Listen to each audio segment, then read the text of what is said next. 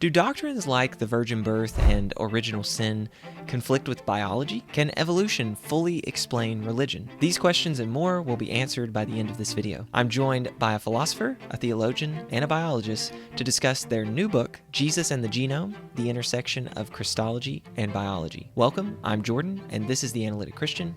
Let's get started. The book is split into two halves, and in the first half, you unpack this theological claim, and then you unpack this biological claim. So Tim, first, unpack, what are we talking about when we talk about the incarnation? I think you and I have talked about that on this channel before. In fact, viewers, if you want to see it, look here, bing, or there, bong, and you'll see where we talked about it. But yeah, so the Christian claim of the incarnation is a magnificent claim that God became a human, not while getting rid of their divinity, not while weakening or losing the the features, the properties, the attributes that the divine has, but remaining God, he became a true man and did so, as Christians say, for our salvation, to save us from our sins. So you've got the claim of who, that's the one person of the Blessed Trinity, the second person. And you've got the claim concerning what he is, and that is both God and man. And you've got a claim about why he did what he did, the motivation behind this rescue operation. And there, the motivation is just love for humanity and yearning to get in full union with us again. So that's the picture. There's other bits of it too, of course. The early councils say that Christ has both a body and a soul. So he isn't just a bunch of flesh with the second person of the Trinity playing the role of the soul. He's got a human soul like you or I do, say the councils. And it's not just a hologram of something that looks a lot like a human but isn't a human. He very clearly tells people, like, look, make me some food and I'll eat it. So, put your hand here, put your finger here, see that I'm true flesh. So it's not just a hologram. It's not two persons there. It's not that we have the magnificent divine person and then a secondary mundane human person, and those two are affixed together somehow in glory or in dignity. Someone named Nestorius in the early church thought that, and his view was condemned while he still drew breath at 431 in Ephesus. No, you can't say it's two persons. You say it's one person. And the lowly features that Nestorius didn't want to say of the Lord, like his example was, he wouldn't want to say God suckled at the breast, is one of the examples he used, or was a 2 or 3 month old child, or even was the son of David. He didn't want to say any of those things of the second person of the Trinity. But somebody was there suckling at the breast, and somebody was there at 2 or 3 months. Somebody was a son of David. So you need two different who's there on the Nestorian view. And the church has said ever since then, very emphatically, one who, just one person of the Lord there. Two natures, one person, one mission to save us. As you mentioned, anyone that wants to really get into the details can check out, we've done a few interviews, maybe three interviews at this point on the incarnation. Okay, so now let me turn to Ben. Your expertise is in biology. I liked that line in the book that was like, even one of us is at the Galapagos Islands writing this right now. So that was cool. So your expertise is in biology. Maybe give us a sketch of what this mainline view is with respect to evolution. So science tells us that as humans, we share a common ancestor with all other living things. And so our modern view of science offers no other alternative other than that. And so this idea that, Darwin first proposed, but a lot of people point out that even if Darwin hadn't come along, we certainly would have arrived at the same conclusion many, many times since then. Darwin could see so little of the world. He could see nothing of molecular biology. He didn't know. He existed at the same time as Mendel, Gregor Mendel, the father of genetics, but he was unaware of Mendel's existence. Mendel likely was aware of Darwin. And so the basic idea of evolution is this, that random chance leads to these mutations that occur randomly throughout the genome. And although it's hard to believe, it's kind of hard to stomach, but when you look at the sheer volume of those mutations, and therefore the number that occur in different organisms, this process of mutations gives rise to ever so slightly different phenotypes, and those are slightly favored. And so some phenotypes become more common over time. And So, it's a difficult thing as our current situation in both society and Christianity are evidence of to stomach. But science gives us no other option than to view humans as one product of many that exist on Earth today, many animals of this process. What's supposed to be the four kinds of ways of relating Christianity to science? And you might begin by saying what's the difference between a realist view and an anti-realist view, and Absolutely. then go from there. Yeah, as we approached the book, we decided to take a realist posture about both theology and science. And by realist posture, that's a philosophical term. By realist posture, we largely meant with regard to the nature of reality and the nature of knowledge. So in both domains of inquiry, the theological domain, the scientific domain, we're saying we believe there are real objects. Those objects are targets of our statements. They are potential objects of knowledge. And there may be two different methodologies, one for theology, one for science, but they're both ways of knowing. They both generate true statements, they both generate knowledge. So if you take a realist view of both theology and science, you get a much richer and much more important book than if you are willing to say, well, we're not sure about theological objects. It's something we talk about, people believe in. We're not sure if they're real. Likewise, with science, there are anti-realist views of science. I won't go into them. A lot of early 20th century to mid 20th century, there's been a bit of a rebirth of realism in philosophy of science, actually, as well. So the idea that when we know fields of force or habit strength in pigeons that are in Skinner's pigeon maze or whatever, we're really talking about habit strength. We're really talking about quarks or gravitational fields. And they're not just ways we encounter the world, they are something real. And that our knowledge is truth claims. And when you put the two fields together in that way, it's a much more robust and important discussion. Now, it's really been a very big help to the science religion discussion, which has been going on in a pretty steady way, attention getting way in many quarters since about the 90s. But Ian Barber has given us four categories for thinking about how science and religion relate. And religion more broadly than theology or Christian theology, but still, because some religions are non-theological. It's really the Western traditions, really, the theistic traditions that are more theological. So the idea that they can be in conflict, or they're just independent, have nothing to do with each other, or that they should at least participate in dialogue, maybe learning from each other, gaining new insights, or the idea that they could actually be integrated. And we work with all of those ways in the book, partly to nuance how it is that we're seeing the relation of Christology and evolutionary genetics. Is there any conflict? Or they just have nothing to do with each other? Or should they at least talk to each other in dialogue? We end up with saying in the book, they've got to be integrated. Particularly from a Christian theological point of view, all truth is God's truth, wherever it's found. And if evolutionary biology has all this really well-confirmed theory, evolutionary theory, then we've got to take it seriously, and it should be no threat, no challenge for classical Christian orthodoxy, which gives us our classical Christology. And it is a threat to other versions of Christianity, no question about it.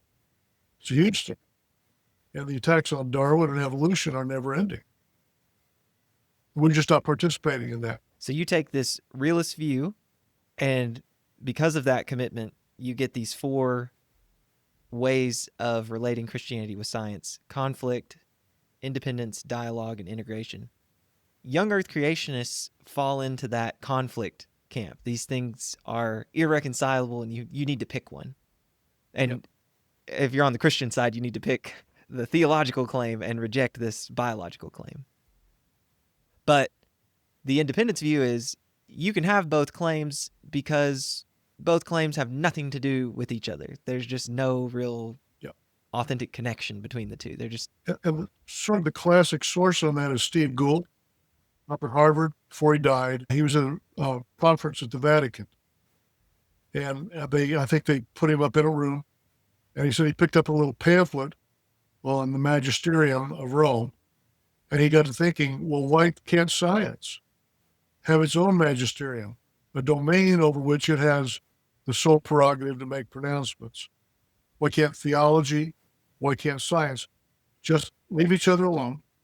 And how would he define those domains? He gives religion the subjective and science the objective. That's unacceptable if you're a realist about theology.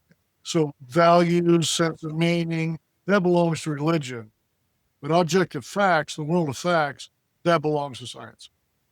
And so we find that unacceptable. Now, if you were to tweak his view and say, you can keep the realist stuff, but it's just faith has to do with morals, which you can be like, yeah, we believe in objective morality. It doesn't have to be But he doesn't. So the way he defined independence is not that. But that's a good point. You can say they're all objective but separate. That won't do because Christian theology claims everything. All truth is God's truth. And there's no way to say you can be separate from God's created world. And we're not saying they're put together like beads on a string. You just put beads on a string like my grandkids do. But rather, the Christian theology comes in as a framework of interpretation of all phenomena in life in the world. And that includes our biology. That includes everything in the world. Somehow Christianity has to give it sense and meaning and coherence. Does anyone else want to add anything on the point about independence? I wanted to focus in on the other two in a moment. We'll go through them a little bit. Okay. In the book, you'll see a flow chart. It's on page 33, or Jordan will put it up right here. And in the flow chart, you'll see we have 3 questions we ask. And of those 3 questions, you can get 4 different answers. Now, these are put in super big abstract terms. We're talking about science as a whole, religion as a whole. And really, anytime you actually think about this, you're very much nuanced. You're not thinking all of religion. You're thinking like Christian fundamentalism or Roman Catholicism or a certain strain of Buddhism. But I'll state it in the large and just know that you'll always narrow in. The first question is this: could the implications of religion and the implications of science speak to the same thing at all? Is it even in principle possible that religion say something about a topic and science also say something about that same topic? We're not even asking it if they can disagree. We're just saying, can they both speak to the same thing as science and as religion? If you say, nope, they can't even do that, then you've got the sort of view Mike was talking about earlier, where you've got non-overlapping magisteria. You've got these 2 views, 2 knowledge producers that don't even talk about the same stuff. And if they don't even talk about the same stuff, they can't conflict with one another. A necessary condition of conflicting is I say one thing and you say something contrary to it. But if you can't even speak about the same stuff, you can't say anything contrary to each other. So if you say, no, they can't even in principle talk about the same stuff, we call that an independence model. They're independent of each other. Suppose you say they can speak about the same stuff. Well, then the second question is, have they, as of yet that you know, spoken about the same things? And here, if you say, well, not that I know of, you're in a situation where you're in what we call a dialogue model. The thing to do there, once you grant that they could talk about the same stuff, but they, as far as you know, they haven't yet, the thing to do is dialogue. Talk, see if they do say things about the same sort of stuff. And if you find that they could, in principle, talk about the same stuff, and that they do, in fact, talk about the same stuff, it's an actuality claim, the second one, the final question to ask is, the stuff that each says, is the stuff inconsistent or consistent? That science says P. Does religion say P as well? Does it say some Q that's not relevant to P? Does it say not P? What does it say? And if you think that science and religion do say something that's contradictory or inconsistent, you have what we call the conflict model. They're in conflict with one another. And if they don't, you have what we've called the integration model, the model whereby you have science and religion speaking about the same stuff, but not in tension with one another. And it's our hope that the gist and hope of the book is to provide not just merely an integration model, but like a robust integration of the two. That's the plan. So that's the 4 models dictated by the 3 questions and where we want to land on that flowchart. Okay, so now I want to get into the second half of the book, which is give this kind of robust defense of an integration model, like you were just saying. So I want to start by talking about the virgin birth. The theological claim says, well, Jesus was fully human, but then he's got a virgin mother. So if he's fully human, it seems like he needs to have a fully human genome, but he's only getting the maternal genetic material. What's supposed to be the explanation here? How would he get the paternal genetic material? We go through several options, but God could relocate an existing sperm. We know now, and Ben can speak to this, methods for gene editing, where you could have the Holy Spirit as kind of a gene editor. A gene at a even more microscopic level is molecules. And if you rearrange the molecules, you conceivably get the molecules of a male sperm. And Ben could put a finer point on that. But we decided to say we think that it's most plausible, not that we know anything for sure, but it's a discussion. And simply to say that God instantaneously created ex nihilo, out of nothing, the paternal genetic material, which would, of course, have the genetic information. Jesus would take in his own genome, along with Mary's genetic information. I had never heard of this possibility. I'd heard the God created the paternal genetic material ex nihilo. I'd heard that, and so that was just basically my unreflective view. Well, it seems like he could do that, and that's fine. He created a universe out of nothing, so I mean, what's the big deal about creating some paternal genetic material? But I had never heard this first option of God taking a sperm from Joseph and implanting that into Mary. I did find that fascinating in the sense that Jesus could be the biological, not just like the equivalent of like an adopted son or something like that, but the biological son of Joseph, and yet have a virgin mother. Or it wouldn't have to be Joseph. Yeah, well, Tim, you were mentioning, he's repeatedly called the son of David, and so I hadn't heard that idea either, that maybe God could take a sperm from King David and it's like Jesus is the son of the king and carrying on. I suppose so. Yeah. The second point about how God could tweak Mary's genetic material to get an X chromosome, or I'm sorry, to get a Y chromosome, along with with the other 22 the other 22 chromosomes that you would need in the sperm. So the human genome has 3.2 billion bases in its haploid state, which means that there are 3.2 billion base pairs that come together to make a complete human. So Mary clearly supplied half of that. But then the question is, where did the other 3.2 billion come from? And, the question about genes is interesting. It takes about 20,500 genes to produce a person. So it's a lot of genes that we're talking about here. And I mean, clearly, Jesus did not appear to be of another ethnicity, correct? So you would assume that whatever DNA it was, the mutations that existed in that particular region of the world that gave the phenotype of those people were incorporated into that genome. So beyond that, I mean, we're guessing, but it certainly is interesting. It certainly is, an interesting thing to speculate about. And if you ask about, the question about modifying Mary's DNA to create that other half, that's an interesting thing about DNA. DNA is the same no matter what organism you find it in.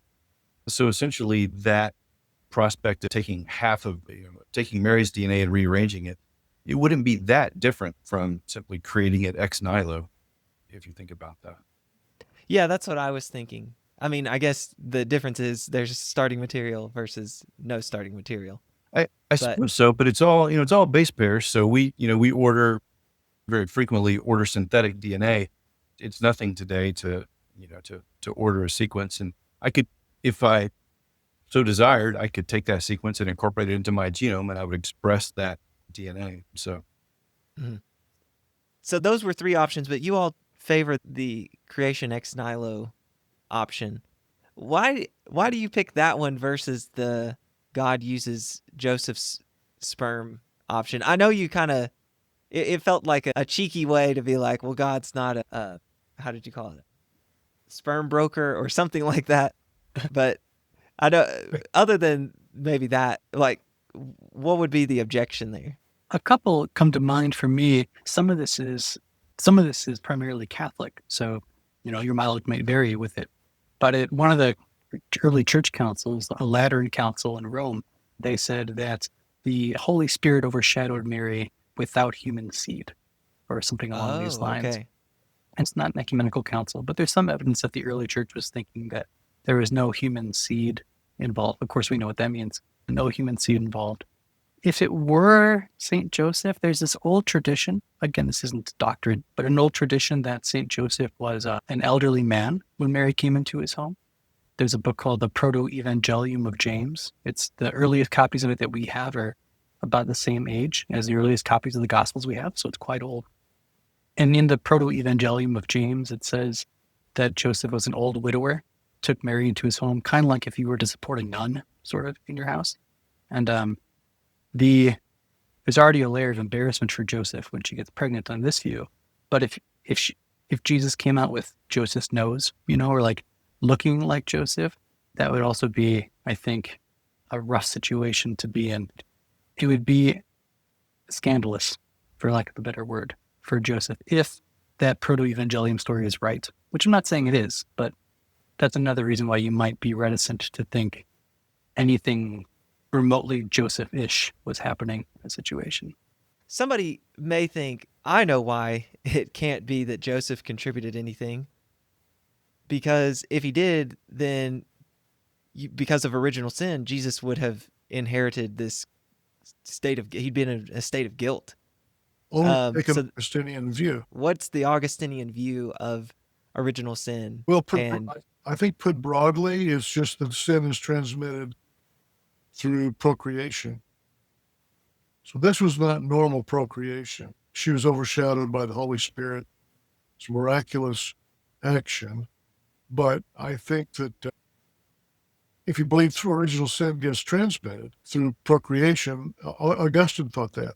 What I think is also, if we stood back a little reflective distance, we could say because your genome is highly specific.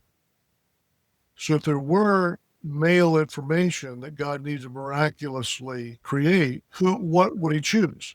What goals might God have for choosing information? I think that's a really interesting question. Yeah, so what did you come up with in an answer to that? What would the goals be? I'm tossing this to Tim. Yeah. Thanks, Mike. I think if you look at biblical prophecies, so Jesus will be of the line of David, for instance, and the Messiah to come will be of the line of David. That narrows down the potential paternal components that could be offered, So if you look at things you find in Scripture, you'll find narrowing or winnowing of the possible options. And then you might think maybe he's not giving paternal components based on any individual actually existing person. Maybe it's just some roles. So it's got to be a person that can fill this role and that role and the other role. And so he sets the stuff such that you get those roles fulfilled. And the rest is, I don't know, however God deals with things that are seemingly random. If he's meticulously provident, that might be your view. He does just right. If you have a sort of Peter Van Inwagen view where it's a disjunctive command, let it be thus and such or thus and such or thus. Here are all the ways. Let it be one of those ways. I think that would work just fine too. Let me turn to original sin here for a moment. It's not totally clear what would that have to do with the biology side? Well, see, it seems to me there are various lines of thought that are too anti-material, where our own physical nature is to blame, right, for our defects.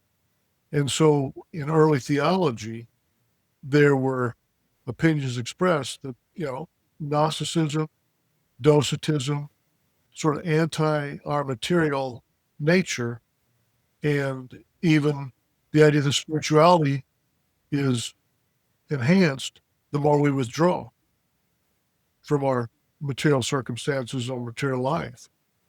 So I'm not saying there's a specific doctrine that way, but a specific doctrine that says sin is done by procreation. But I think you can find that exact sentiment in early theological discussions. And one thing we do is we don't do that. We affirm the goodness of God's creation of a whole human being, rational soul and body, and it's not the root of evil. It's not the free will is the root of evil. When when temptation presents itself, we know options, and we take the wrong option, but we don't make our body the root of evil. I mean, my goodness, if it were, think of the incarnation. It was no embarrassment to God to take on a whole human person, to, as Athanasius said, to assume that concrete individual into himself. It's not an embarrassment for a perfectly holy God to do that. If it were the root of evil, how could that be? These are all questions and conundrums that any degree of Platonism or Neoplatonism raises about the goodness and the value of the body. And so I'm a big opponent myself of thinking that original sin is somehow very much to do with the body, let alone sexual procreation. Augustine himself was ambiguous on this. I should say ambivalent on this, affirming the family on the one hand, but pretty nervous. A very negative view on about sex. Yeah. But I do really think he's ambivalent, and I don't have the final interpretation of Augustine. But that theme is there. The stance that you take in the book would be, obviously, Jesus was sinless. That's the key theological claim that we want to affirm here. Jesus was sinless. And however it is that God worked out the details, whether it has anything to do, whether original sin has anything to do with genetic material or the act of procreation or not, whether it has nothing to do with those things, Jesus was sinless at the end of the day. That's what you're committed to.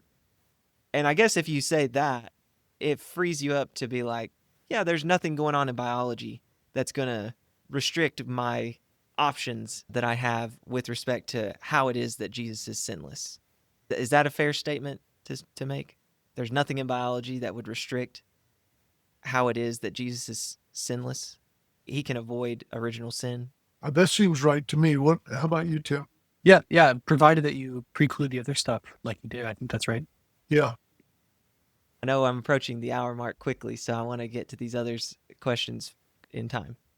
This was a fascinating part of the book. What are the evolutionary explanations of religion? Does evolution fully explain, how good are those explanations? Does it really fully explain religion? I'll start, and then we can pass it around a bit too. I think it would be a delightfully fun exercise to try to explain religion using only biology to do so. Could you imagine pulling down the catechism and opening to a random page and you read, there is one God in three persons. And then we say, all right, let's explain this using only the tools of biology to do so. I think it would be a hopeless, but kind of fun, but a hopeless enterprise. So I don't think anybody that I know of explains or claims that all of religion is going to be explained. Like the truth claims of religion are going to be explained through biology. Maybe the origin of our having religious beliefs is explained through biology. One thing I'll talk about, and Mike and Ben, you guys add on as you see fit, is one way people try to explain parts of religion is through explaining morality. And so you might say that biology gives us an explanation of what morality is and from whence it comes. And this, you might think, is inconsistent with Christian theism in the following way. Christ gives us, and the church in general, gives us some objective moral truths that we're to know. Like, you ought to help the poor. Remember Paul's talking with Peter and John, was it? Peter and James? About what his gospel is. And they say, hey, before you go, just the one thing you got to do is help those widows and orphans. And Paul's like, I was going to do that already. So we see lots of places in Scripture like an objective moral obligation given. Jesus has some in Matthew 5 where he says things like, pray for those who persecute you and love your enemies. There, the church is typically taking that as universal, not to just the 12 or 2,000 people he was talking to at the time, but to all of us at all times, including me and you. So I bring that all up just to say if Christianity is true, then you have some moral obligations that are objective that we can know. But there's some reason people give for thinking that evolutionary theory precludes there being some objective moral obligations that we can know. And if they were right, of course, that would be all the worse for Christianity because, if Christianity is true, we've got these objective obligations and we don't have any, says biology. So by modus tollens, Christianity is false. That would be a bummer in my estimation. The trick of it is, though, that the evidence for why biology shows us that either there aren't moral things we can know or that there aren't objective morals, period, I think are pretty spurious. I think they don't work so well. So it doesn't worry me over much. We go through some of the reasons why it doesn't work quite well in the book. I wonder if Mike, you threw one at me earlier. Let's see if I can throw this one at you. Do you want to say anything about the justification for why folks think that evolution can explain ethics and why it might be a bit faulty? Yeah, there's been kind of a movement for several decades trying to explain pretty much all important phenomena of human life in evolutionary terms. And because of its great success in explaining our biology, natural selection, which is at the heart of evolutionary theory, has been applied to morality, has been applied to religion, as major human phenomena. And maybe not so much the specific beliefs, because those get generated and take on a life of their own, but the phenomena of religion, at least. So you'd have to say, in evolutionary terms, why does religion exist? And you'd have to say, well, it confers some biological advantage that natural selection would pick up and continue. And so what is that? And so it's open to speculation. Usually the idea is that it did confer survival value, fitness value, which just means enhancing your ability to produce offspring, fitness value. If you stick together tribally and cooperate, and if religion helps you do that, you can ward off other tribes, other enemies, protect the society, do cooperative things that are more positive than negative. So all those kinds of things are, kind of evolutionary efforts to explain the phenomenon of religion. And I personally don't have any problem saying, oh yeah, religion does allow, it creates social bonding, all that kind of thing, gives a sense of meaning, which gives more hope than not. The problem is in most of these discussions, false dichotomies arise all the time. If there's an evolutionary explanation of religion, well, then it probably can't be objectively true. And you get a debunking and an anti-realist view of religion. The idea that it can be explained in the hands of some is the idea that religion can be explained away. Some say it had a positive view in its past, but religion is now no longer serves those purposes of conferring fitness, because we've got fitness and survival value through other circumstances we've arranged as we've evolved. And so it's at best neutral, but it's just hanging around in evolutionary term. A spandrel is the term, just hanging around. And the Dawkinses of this world believe it's even more negative than that, it's turned negative and gives us means, viruses of the mind now, that actually are deleterious to human flourishing, as we now know humanity. So you get a range of options all playing off the attempted evolutionary explanation of religion. And we say, sure, you give evolutionary insights into morality, evolutionary insights into religion, and other important human phenomena. But the idea that there's got to be either or, there's no God, no reality thereabout. That's a logical fallacy to think so. I call it the fallacy of nothing buttery. Once you get an evolutionary or biological explanation of religion, then that's nothing but that, and there's no theological truth. It's just a false dichotomy. Yeah, so that's thinking that the evolutionary explanation would tell you something about the truth or falsity of the ethical, of the moral belief or the religious belief does seem to commit a fallacy. Now, if you used it in the debunking way, then that's not targeting the truth or falsity, but whether you really do, in fact, know those things or whether it's rational to believe those things. It's undercutting, supposedly taking away the reasons to think it's true. Yeah, do you see any kind of conflict there? Or how might you address that sort of conflict instead of the evolution's targeting the truth of the religious beliefs rather than it's just undercutting the religious beliefs? Yeah, I think it's attempted use, even though the Dawkinses of this world don't have this technical philosophical vocabulary, they're offering an undercutting defeater so that it undermines our ability to believe it's true. It's undermining, it's not direct rebuttal. It's a different kind of epistemic defeater. It seems to me they fail. They are drawing implications from any biological insight we have that are not biological, they're philosophical. These are non sequiturs.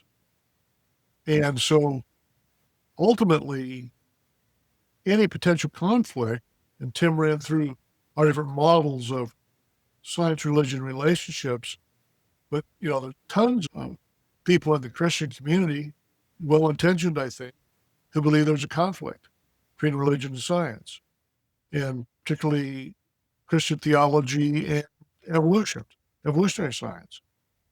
And what we try to say through the book at several places is that there is no conflict. They can be integrated in a total worldview. If there is a conflict, it's at the philosophical level of philosophical naturalists. Naturalism entails atheism, that there is no God. And, for the last 30, 40 years, you've had Richard Dawkins, Sam Harris, Dan Dennett, and the list goes on, Vic Stegner. You can go on and on, the list of the new atheist type who want to ally themselves with science in general, saying it's the most friendly to naturalism, atheism, and science is not friendly to Christianity. And so as a sort of a combined worldview, you get evolutionary naturalism as, they think, quite a powerful worldview against the Christian worldview, which is anti-scientific and primitive, all superstitious, all that.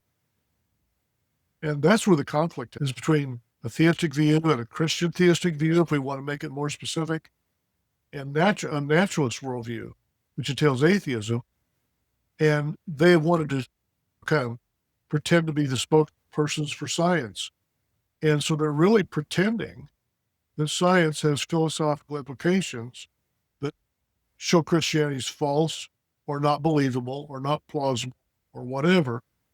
And we're saying through the book, why should they get science? We want it.